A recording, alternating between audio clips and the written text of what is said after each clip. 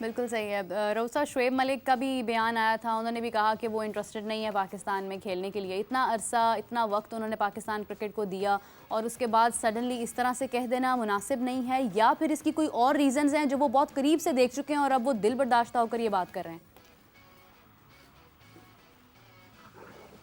देखिए, मेरा ख्याल है कि इस एज में उनको खिलाना भी नहीं चाहिए पाकिस्तान क्रिकेट बोर्ड को। और ये एक बड़ी बदकिस्मती है पाकिस्तान की कि अगर कोई प्लेयर 42-47 साल की एज में ये कह रहा है कि मैं पाकिस्तान से खेलना नहीं चाह रहा, तो इसका मतलब है कि अगर 30 साल के बाद तो आप देखें कि मोस्ट ऑफ द जो वर्ल्ड बेस्ट टीम्स हैं उनमें जो T20 के फार्म, क्योंकि शुएब मलिक ने ना तो वनडे खेलना है और ना उसने टेस्ट क्रिकेट खेलनी है, वो तो आज से 15-10 साल पहले छोड़ चुके हैं। तो T20 फॉर्मेट है, तो आप दुनिया की कोई भी टीम उठा देख लें, उसमें 30-32 साल के बाद बहुत कम लोगों को खिलाते हैं। वो जो यंग ब्लड्स हैं उन पर जाते हैं। ये हमारे कंट्री में चल रहा है कि जिसकी लाठी उसकी है।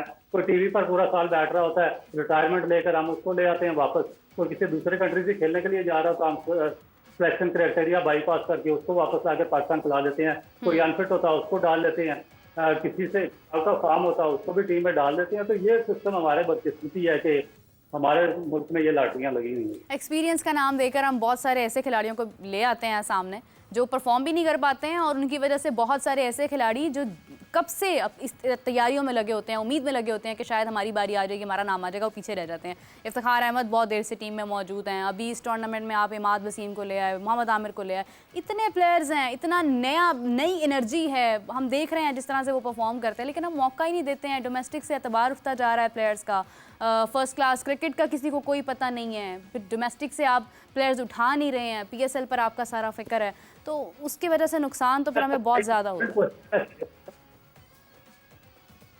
जी राउत साहब। हेलो।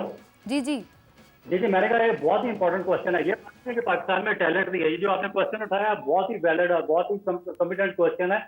क्योंकि वजह क्या है कि एक्सपीरियंस नहीं है, ये सब फ्रॉड और धोखा चल रहा है।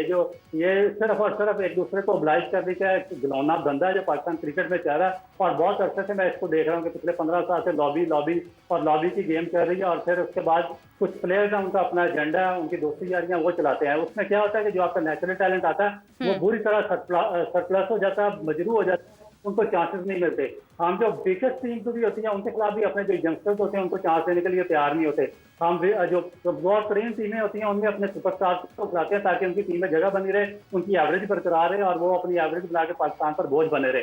ये दुनिया में कहीं नहीं होता। मैं आपको एग्जाम्पल दूं, अभी इंडिया की टीम वर्ल्ड कप खेल रही थी और उन्होंने शुभमन गिल की क्यादत में ड्यूरिंग द इवेंट एक पूरी नई 16 रुकनी टीम बनाकर भेजी थी जिम्बाब्वे के टूर पर। इसी तरह ऑस्ट्रेलिया की जो इंडिया में वर्ल्ड कप हुआ है, कमिंस की क्यादत में ऑस्ट्रेलिया ने वो वर्ल्ड कप जीता। तो पूरी ऑस्ट्रेलियन टीम वापस चली गई और पूरी एक ऑस्ट्रेलिया से नई 16 रुकनी टीम आई और उसने इंडिया के साथ 7 मैचेस की T20 सीरीज चली। इंग्लैंड भी इसी तरह करता, न्यूजीलैंड भी इसी तरह करता, पूरी दुनिया की क्रिकेट बोर्ड करते हैं। और यहाँ पर एक गोरख बंदा है, एक फ्रॉड है, एक डिसऑनेस्टी है, एक ऑब्लिगेशन का गेम चल रहा है कि वो एक्सपीरियंस के नाम पर उन्हीं को ऑब्लाइज करते जा रहे हैं। इसमें पाकिस्तान क्रिकेट बोर्ड के हाई ऑफिसर्स भी इन्वॉल्व हैं, उसमें सिलेक्टर्स भी इन्वॉल्व हैं और इसमें आपका पूरे का पूरा जो मैनेजमेंट है वो सारी की सारी इन्वॉल्व है। ये सब मिलकर एक माफिया की तरह एक गैंग चलाते हैं और उसमें जो पाकिस्तान के यंगस्टर्स होते हैं, जो नेचुरल टैलेंट होता है वो बहुत बुरी तरह मजबूर होता है। यही वजह है कि आपके पास ना कि सीनियर का रिप्लेसमेंट प्लान तैयार हुआ, ना कोई स्पिनर का रिप्लेसमेंट प्लान आपके पास है, ना आपका किसी फास्ट बॉलर की रिप्लेसमेंट है, ना आपकी किसी ओपनिंग बैट्समैन की रिप्लेसमेंट है और ना मिडिल ऑर्डर की रिप्लेसमेंट है।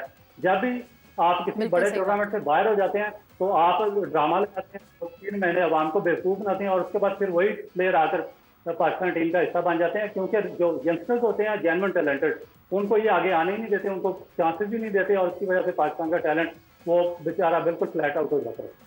बिल्कुल आपने सही कहा। मैं खुद इस बात की कायल हूँ कि आप जब तक मौका नहीं देंगे, आप जब तक उन्हें चांसेस नहीं देंगे, तब तक कुछ भी नहीं होगा। आपका जिसका दिल करता है आप उसको मौका देते हैं। सायम अयूब को बिला वजह आपने इतने मौके दिए हैं।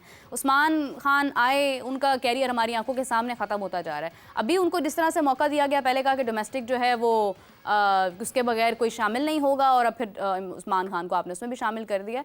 तो वो बात ये है कि पाकिस्तानी की क्रिकेट में जो भी यंग जनरेशन आती है वो कहीं ना कहीं बहुत ज़्यादा इनसिक्योरिटीज़ का शिकार होती है और यही एक बहुत बड़ी रीज़न है। रऊफ साहब, आपने अच्छा वक्त भी देखा है क्रिकेट का जब चीज़ें कुछ बेहतर थीं, आज तो बहुत ज़्यादा ख़राबी की तरफ जा रही हैं। व्हाट डू यू थिंक कि ये एक पॉइंट था जहाँ पर हमारी क्रिकेट की जो बर्बादी है वो शुरू हो गई थी? और देखिए मेरा ख्याल है कि जब आपने बार बार अपना डोमेस्टिक स्ट्रक्चर चेंज किया, जब पाकिस्तान क्रिकेट बोर्ड में पैसा आना शुरू हुआ, चेयरमैन बार बार बदलना शुरू हुए, आपके जो पॉलिटिशियंस थे उन्होंने अपने फ्रंटमैन को ओब्लाइज करना शुरू कर दिया, और उन्होंने आगे गवर्निंग बोर्ड को वोट देने के लिए अपने चेयरमैनशिप कंटिन्यू करवाने के लिए उन्होंने जो आपका एक स्ट्रॉन्ग गवर्निंग बोर्ड होता था उसको वीक करना शुरू कर दिया।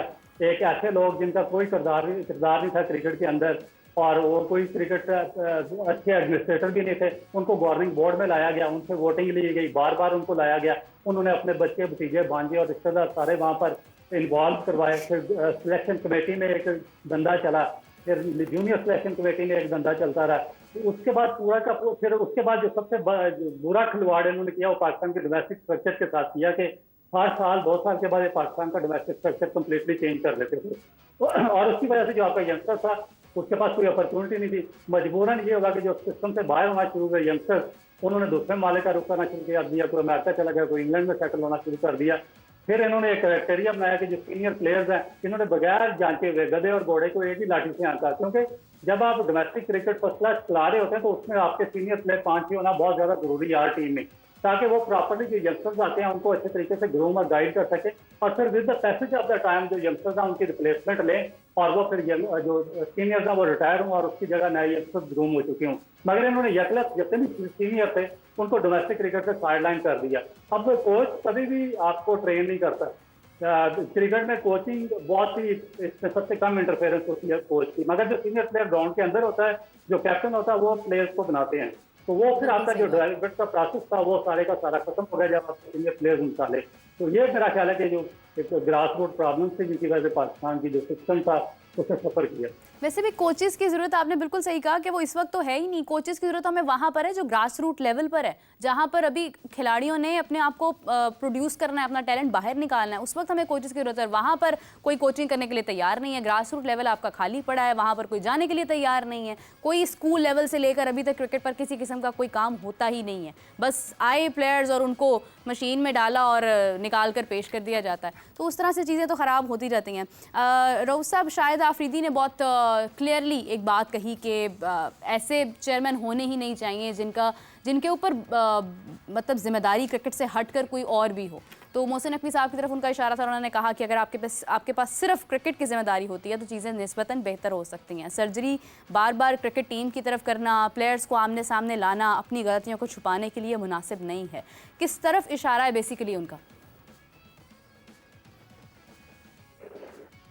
देखिए मेरा ख्याल है कि ये चीज़ें तो होंगी जब बेसिक चीज़ मेरे ख्याल में अभी तक वही है कि आप किसी को भी चेयरमैन बना दें, जब तक आपका गवर्निंग बोर्ड स्ट्रांग नहीं होगा, मेरिट पर नहीं बनेगा, वो सारा फंक्शन नहीं होगा, वो सारे डिसीजन अपने हाथ में नहीं रहेगा, वहाँ पर पूछगछ नहीं होगी तो बड़ा मुश्किल होगा सिस्टम को आगे चलाना। क्योंकि अगर आप किसी को भी एडमिनिस्ट्रेटर को अच्छे एडमिनिस्ट्रेटर को ऊपर ले आते हैं तो वो क्या करेगा, आपकी बिल्डिंग को बाहर से वो रंग पेंट कर देगा, अच्छे तरीके से टाइलें वगैरह लगी कुछ जा देगा, मगर अंदर से तो आपका जो ढांचा है वो लड़खड़ाता रहेगा, और फिर एक टाइम आएगा कि आपको सारे का सारा स्ट्रक्चर जमीन बहुत हो जाएगा।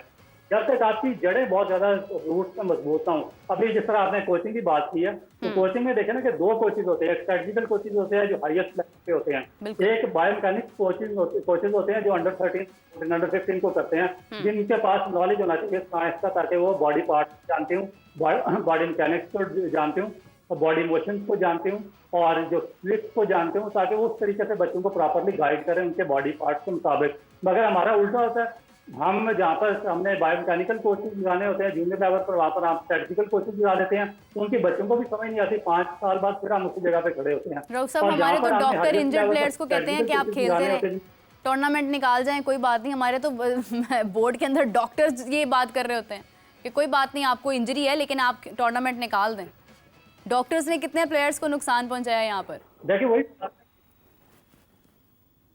वही स्पार्सी कल्चर है ना कि जब डॉक्टर भी आप सिफारिश पे अपॉइंट करेंगे कि वो ये मेरा स्पार्सी है, इसको आप डॉक्टर लगा दें, तो फिर उसके एंड रिजल्ट यही आएंगे। क्योंकि डॉक्टर की भी स्पोर्ट्स के जो स्पेशलिस्ट होते हैं उनकी फील्ड अलग होता है, वो उनका स्पोर्ट्स में किसी ना किसी तौर पर उनका इंटरफेरेंस होती है। क्योंकि जब आपको अर्ली निगलिंग होती है किसी भी बच्चे को, एथलीट को, तो वो उसमें वो एग्जैक्टली वो जान जाते हैं कि ये जो निगलिंग है ये किस किस्म की है, डेंजरस है, माइल्ड है, सुपरफिशियल है या किस किस्म की है, ताकि वो एग्जैक्टली उसको जान के पहले ही उसको रेस्ट कर वो बड़ी इंजरी से बच जाए। अब होता है क्या कि वो जो निगलिंग होती है अर्ली ऑन, उसको वो कंसिडर करने में, उसको जांचने में नाकाम रहते हैं, क्योंकि उनकी एबिलिटी इतनी नहीं होती है। स्वास्थ्य पर आए होते हैं तो वो बीमारी, जब बड़ी इंजरी होती है, आपको पूरा आपका शोल्डर खराब हो जाता है, आपका ये जो नी है वो पूरे का पूरा खराब हो जाता है, तो फिर आपके एथलीट को 1 साल या 2 साल के लिए बाहर होना पड़ता है। तो एक देखिए, छोटी सी बारिश की वजह से आपके अच्छे एथलीट से आप हो सकते। बिल्कुल सही बात है। रऊफ साहब, we are about to end the show, और उससे पहले मैं पूछना चाहूँगी कि फाइनली क्या लगता है आपको कि क्या वाकई कुछ हाइब्रिड मॉडल पर जाने की सूरत हाल है, या फिर इंडिया पाकिस्तान आ ही जाएगा?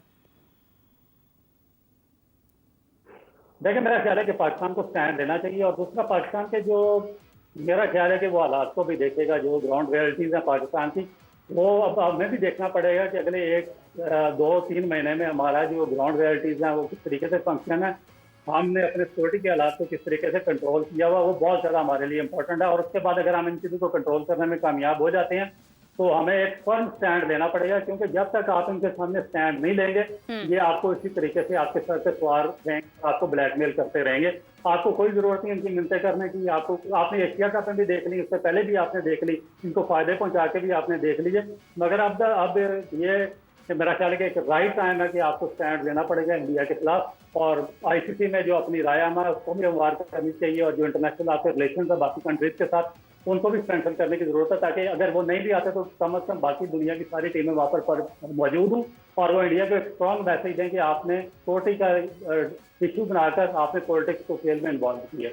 बिल्कुल सही बात है। सिक्योरिटी की बात एक तरफ है, लेकिन रऊफ साहब, अफसोस की बात यह है कि हमारे इस वक्त हम ये सोच रहे हैं कि हम अपने स्टेडियम्स की सूरत हाल बेहतर करते हैं, तोड़ फोड़ करके हम बैठे हैं। और अभी अगर कोई आ भी जाता है देखने, तो अगर वो ये सवाल रेस कर देता है, भैया आपके तो स्टेडियम्स ही ठीक नहीं है, अभी कैसे आप 5 महीने 6 महीने के अंदर अंदर सारी मुरम्मत करेंगे? तो फिर वो भाग दौड़ में 11th आवर में जाकर काम करने से बेहतर नहीं था? ये सारी चीज़ें तो पहले ही सामने थी, पहले ही शुरू कर देते। फिर मुरम्मत अगर करनी थी, कोई रिकंस्ट्रक्शन करनी थी, तो ये भी तो एक इशू है कि हम अब इस वक्त जाकर जो है वो तोड़फोड़ करके बैठे हैं।